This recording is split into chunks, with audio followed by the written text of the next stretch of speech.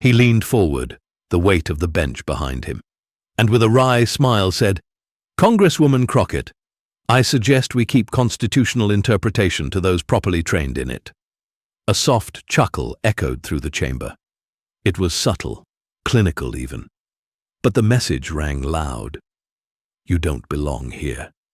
Chief Justice John Roberts, the most powerful jurist in America, had just tried to undercut Jasmine Crockett, not by arguing against her ideas, but by questioning whether she had any business standing in front of the highest court in the land.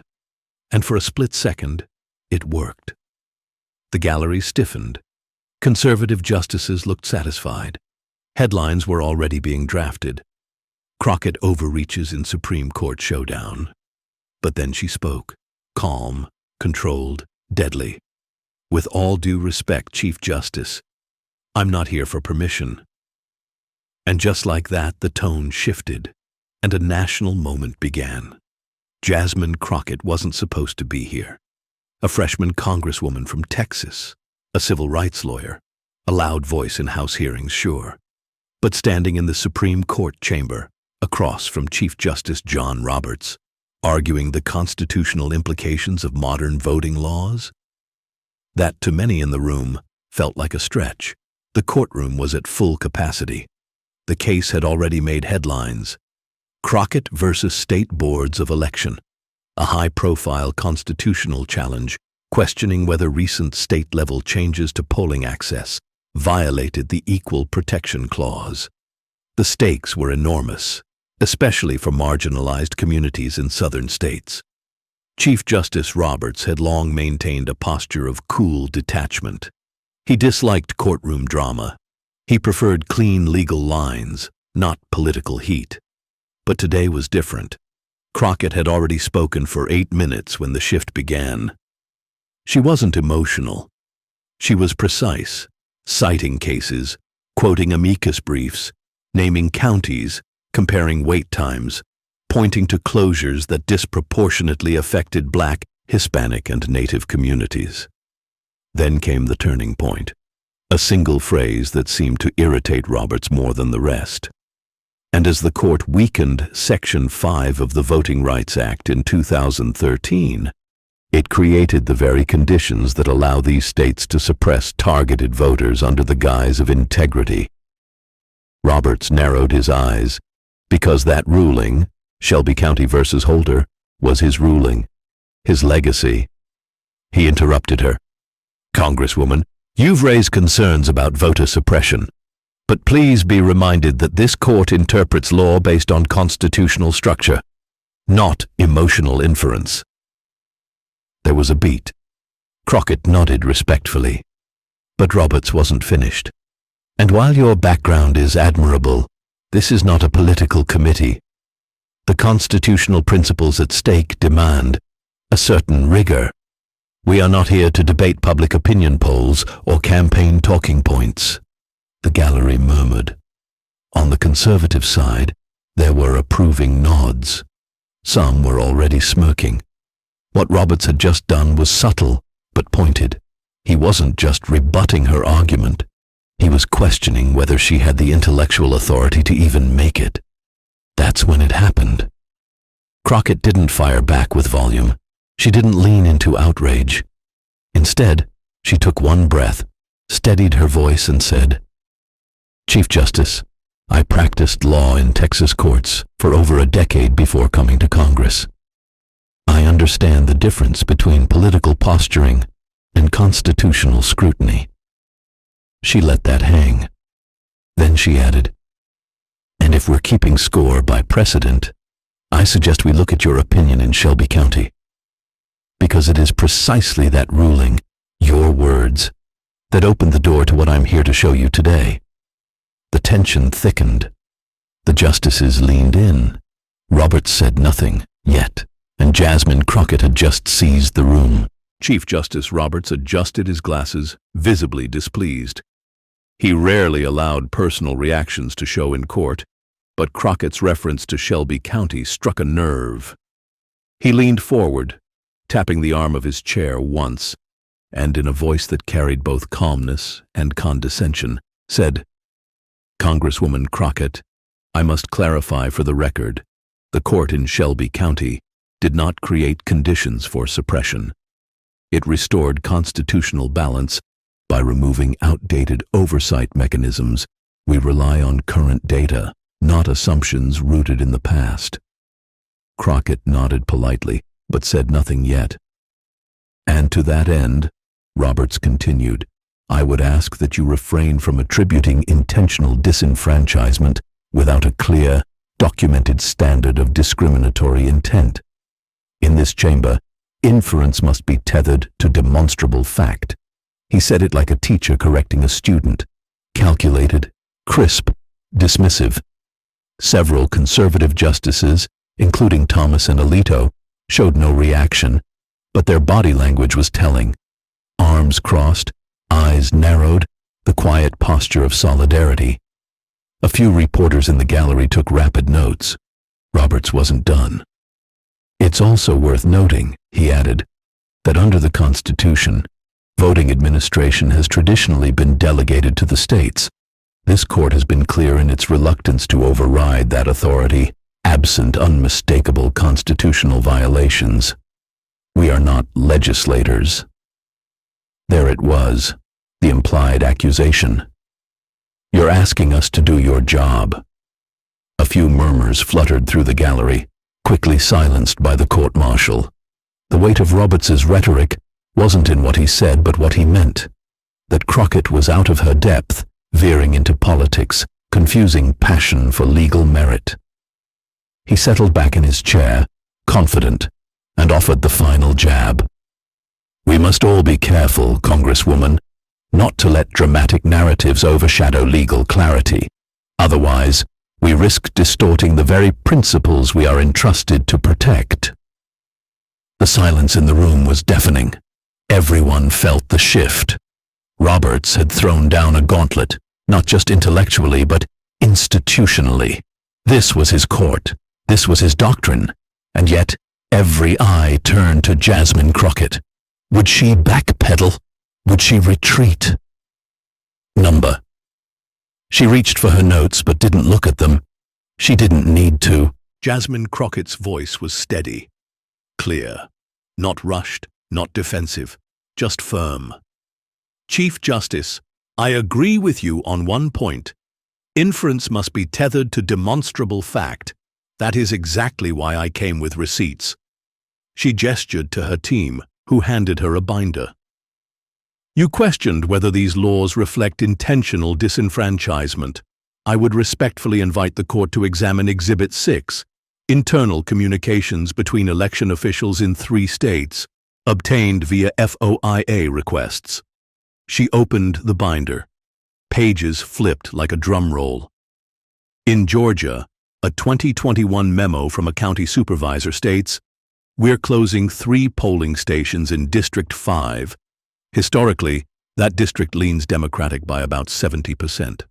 Consolidation will decrease turnout. She looked up, met Roberts's gaze. That's not inference. That's intent. The gallery held its collective breath. A few gasps. No one moved. She continued calmly, flipping to the next section. In Arizona, after a law reduced early voting locations, a staffer wrote, fewer sites in urban centers will create enough traffic to suppress low-information voters. They'll give up. She let that sink in, then pivoted, masterfully, back to the Chief Justice's legacy. In Shelby County, you wrote, and I quote, the conditions that originally justified these measures no longer characterize voting in the covered jurisdictions. She paused. The silence dared someone to object. But, Chief Justice, the conditions are back. Except now we have emails. We have maps. We have timelines. We don't need to infer. It's all here, and it bears your name. The statement hit like a gavel strike. Respectfully, sir, when the court gutted Section 5, states no longer had to prove their changes wouldn't disproportionately affect minority voters.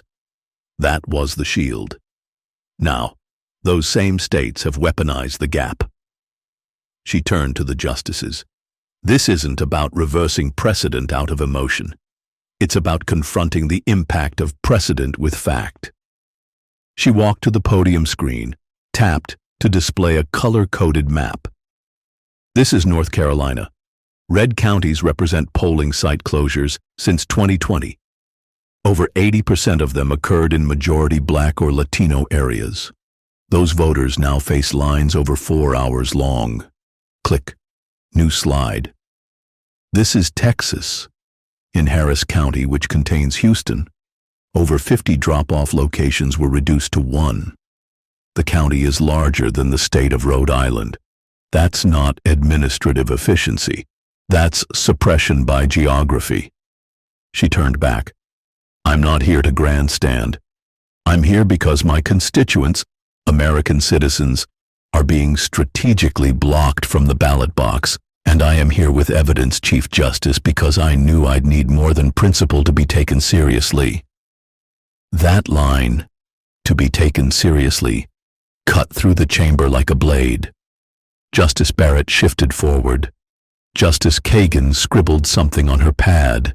Even Justice Gorsuch leaned back with an unreadable expression, but Roberts said nothing. Crockett wasn't done. And if I may, I want to address the idea that we are asking this court to legislate from the bench. No, sir. We are asking the court to uphold the Constitution when state action violates equal protection. She returned to the podium, voice still calm, still composed. The 14th Amendment was not written to be convenient. It was written to be corrective. And if that correction begins in this courtroom, with this case, then I welcome it. She paused, letting the moment breathe, then added, because the cost of ignoring this evidence, of pretending these are all just bureaucratic decisions, is not political discomfort. It's democracy denied. For the first time since she began, Roberts looked away. The chamber remained frozen, as if even time had paused to consider what had just been said. And Jasmine Crockett, the Congresswoman Roberts tried to expose, had just rewritten the courtroom narrative in real time. Jasmine Crockett took a quiet breath. She knew the air in the chamber had changed, but she wasn't finished, not until she gave the court everything they could no longer ignore. Let's talk about patterns, she said, flipping another page in her binder. Because while one memo can be dismissed as misconduct, a national trend tells a very different story. She turned back to the screen behind her and tapped to reveal a national heat map, glowing red and orange over the deep south and southwestern states. This data, she began, compiled by independent researchers and verified against Department of Justice records, shows over 1,700 polling location closures since 2013, nearly 1,400 of which occurred in counties with majority Black, Latino, or Native American populations. She paused, letting the numbers breathe. In Texas, the top 10 counties with the most closures also happen to be the 10 most diverse.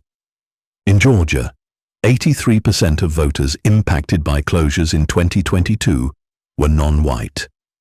Click. A new slide appeared. This time, 2 maps side by side. One showing median wait times in white majority precincts, the other in Black majority precincts. This is from the last federal election. In white majority precincts, average wait time, 11 minutes. In Black majority, 58 minutes. A low murmur spread through the chamber. Some counties in Florida, over 2 hours. Click. Another image. This one, a scanned internal email. This, Crockett said, is from Maricopa County, Arizona, dated 3 weeks before the 2022 midterms. She read aloud, slowly. Reducing sites in these 3 zones will alleviate security staffing concerns and dilute D27 turnout potential. Demographics support the decision. She looked directly at Roberts. Security concerns? Or voter suppression dressed in bureaucratic language? Click. And here, she said, are the affidavits. testimonies from real voters. She held up a thick document stack. This is Mr. James Henderson, 80 years old, Army veteran. Voted in every election since 1964. In 2022, he waited in line 5 hours in rural Georgia and never got to vote. She read from the affidavit. They told us the machines stopped working. They told us to come back later. But I don't drive anymore. I waited until I couldn't stand anymore. Then I went home. She paused. The weight of his words filled the chamber. In the next county over, where the population is 82% white, polls stayed open and staffed. Average wait time, 12 minutes. She lowered the document. This court has long said that intentional burdens on a fundamental right demand heightened scrutiny. So I ask, if this isn't intentional, then what is? For a moment no one moved. Even Justice Alito, so often the first to challenge progressive claims, sat with his hands folded, his mouth set in a tight line. Crockett tapped to a final slide. Before this hearing, I spoke with the Department of Justice. They confirmed 47 investigations launched since 2021, 41 involving polling decisions that disproportionately affect minority voters. She turned to the bench again. I did not come here to accuse states lightly. I came here because this court left the back door open, and the evidence shows that door was used. Silence again, but not emptiness, the kind of silence that comes after impact. And Roberts, the man who had once framed Shelby County as a closing chapter in America's voting rights struggle, now sat facing undeniable proof that the book had never really ended. Chief Justice John Roberts was rarely caught off guard. He had built his career on maintaining control of his tone, of his courtroom, of his legacy. But now, for the first time in years, he was silent, and not by choice. His earlier attempt to expose Jasmine Crockett as unprepared had backfired, and not subtly. She had out-reasoned him, out-researched him, out-argued him. More importantly, she had out-framed him. He looked down briefly at his notes, then slowly raised his eyes toward her. "Congresswoman," he began, voice low but more measured, "you've brought forward serious evidence, and it is clear that the questions raised deserve close consideration." It wasn't an admission of fault, but it wasn't dismissal either. Justice Barrett leaned forward. "Congresswoman Crockett," she said, more inquisitive than adversarial, "what would a constitutionally sound remedy look like, in your view? What standard are you proposing?" Crockett responded immediately, as if she'd been waiting for that opening. "Thank you, Justice Barrett. I propose a three-pronged test," she said. "Before any changes to voting infrastructure can take effect, states should be required to prove that changes will not disproportionately burden voters based on race, income, or geography, that public notice and accessibility audits are conducted transparently, and that historically marginalized communities are consulted in advance." She added, "We're not asking the court to micromanage elections. We're asking you to ensure they remain fair, for everyone." Barrett nodded, her expression thoughtful. On the far left, Justice Sotomayor sat back in her chair with a small, approving smile. Even Justice Gorsuch, not typically sympathetic to voting rights expansion, shifted in his seat and scribbled a note. But all eyes drifted back to Roberts. He was quiet for a long moment. Then he said, "Congresswoman, I appreciate the clarity and the weight of the material you've presented today. This court will review the record carefully." A colder version of that line would have sounded like a brush-off. But this time, his tone was different. He wasn't in control anymore. He was trying to catch up, and the gallery knew it. Roberts's gavel tapped lightly, a formality. But nothing about the moment felt routine. Crockett had entered that chamber as a target. She was now a force, and as she gathered her binder and stepped away from the podium, the silence wasn't one of dismissal. It was one of recognition. Even Roberts, the architect of the modern court's conservative voting doctrine, knew it. She had just changed the conversation. The session had ended, but the impact had just begun. As Jasmine Crockett stepped down from the bench, her red blazer a sharp contrast to the dark robes behind her, cameras in the gallery clicked furiously. Reporters scrambled to upload quotes. Tweets flew out in real time. Newsrooms from Washington to Atlanta began rewriting their headlines. The earliest reactions were mixed, but unmistakably intense. CNN breaking news: Crockett shakes the court, voting rights hearing turns into national reckoning. Fox News: Crockett confronts Roberts, heated exchange raises questions about tone in Supreme Court. MSNBC: Jasmine Crockett fires back, Chief Justice left reeling in landmark hearing. And on social media, it was as if the hearing never ended. Did Roberts really laugh at voter suppression? One tweet read, "She brought the data. He brought sarcasm," another said. Anna Crockett fires back was trending by noon. Within hours, the viral moment took shape.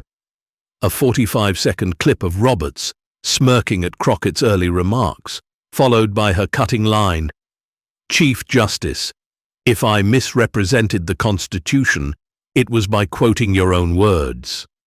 That single clip surpassed 2 million views by sundown. Influencers, legal analysts, and civil rights leaders all weighed in. Civil rights icon Reverend Al Sharpton called her performance a masterclass in courtroom advocacy and moral clarity. Even conservative legal voices took note. One commentator on a right-leaning panel admitted, "Look, I don't agree with her politics, but you can't deny she came locked and loaded. She didn't blink." Inside the Supreme Court, whispers of her impact were just beginning. Clerks said the justices' private conference that afternoon had a noticeably different tone. Justice Sotomayor reportedly told her colleagues, "We heard something today the public's been screaming for a long time." Justice Kagan, known for her pragmatism, remarked that the evidence demands a response, not a deflection. Even Justice Gorsuch, hardly a liberal ally, noted the disturbing nature of the Arizona and Georgia emails. According to court sources, he said, "If officials are writing that they're targeting turnout based on party or race, that's not election security, that's intent." And as for Roberts, sources close to the court said he was unusually quiet in conference. One clerk described him as contemplative and not happy with how things played out publicly. On Capitol Hill, when Crockett returned to Congress the next day, she was met with a rare phenomenon: bipartisan respect. Representative Jim Clyburn embraced her, saying, "You didn't just speak truth to power, you made power listen." Even moderate Republicans privately acknowledged her composure. "She brought the receipts," one was overheard saying. "Hard to argue with that." President Biden called that afternoon. "Congresswoman," he said over speakerphone in the Roosevelt Room, "you did what every American needs from their representatives. You told the truth, and you backed it with facts." That moment in the courtroom, that was history. In law schools and legal circles, legal scholars immediately began dissecting the confrontation. Yale law professor Akhil Reed Amar wrote in an op-ed, "What made Crockett's argument exceptional wasn't just its substance. It was how she used the Chief Justice's own jurisprudence as a mirror. She forced him to confront what his legacy had made possible, and she did it without theatrics, just evidence." Georgetown announced a panel on modern advocacy and judicial accountability, with Crockett's hearing as the centerpiece. Law school casebooks were already adding it to syllabi. On the ground. But perhaps the most meaningful impact wasn't in Washington or on cable news. It was in places like Madison County, Georgia, where local organizers reported a 300% increase in voter registration interest within 48 hours of the hearing. or Maricopa County, Arizona, where community leaders began petitioning for a restoration of polling sites using the very evidence Crockett presented, or Houston, where an elderly voter named James Henderson was interviewed on local TV, smiling softly as he said, "She made them hear us. That's all we ever wanted." As the court deliberated behind closed doors over the coming weeks, one thing was already clear. Jasmine Crockett hadn't just defended voting rights. She had elevated them. From footnote to headline, from talking point to constitutional crisis. She hadn't come to the court to be heard. She came to make sure millions were. And she did.